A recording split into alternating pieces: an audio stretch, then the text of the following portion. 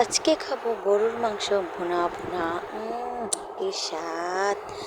এখানে মাংসগুলো ভালো করে ধুয়ে রাখলাম। তারপরে দেখুন এখানে মরিচ পেস্টটা কেটে নিলাম। তারপরে একটা প্যান বসিয়ে সয়াবিন তেল দিয়ে দিলাম পরিমাণ মতো। কড়াইটা বড় হওয়ার কারণে কিছু বোঝা যাচ্ছে না, মানে চলবে একটু। তারপর তেলটা হিট হওয়া আস্তে আস্তে দিয়ে দিলাম মরিচ পেঁয়াজগুলো দিয়ে নেড়ে চেড়ে একটু বাদামি কালার করে নেওয়ার পরে এখানে আমি দিয়ে দিব সব ধরনের মশলা, যা যাবতীয় লাগে গরুর মাংস রান্না করতে আর কি। যাই হোক, এখানে মশলাটা একটু কষিয়ে নেওয়ার পর দেখতেছেন খাড়া খাড়া লাগতেছে। তারপরে এখানে আমি দিয়ে দিলাম একটু পানি।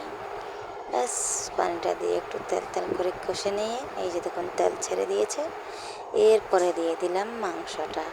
যাই হোক, মাংসটা দিয়ে এবার তো যুদ্ধ করতে হবে। ভালো করে যুদ্ধ করে নিয়ে একটু পানি দিয়ে দিলাম।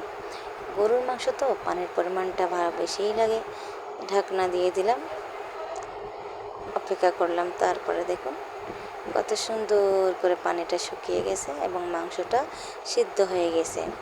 এই পর্যন্ত মাংসটা কষিয়ে নিতে হবে আধা এক ঘন্টার মতো। 1 ঘন্টা লাগবে না, আধা ঘন্টার মতো আমি কিন্তু মাংস কষবো।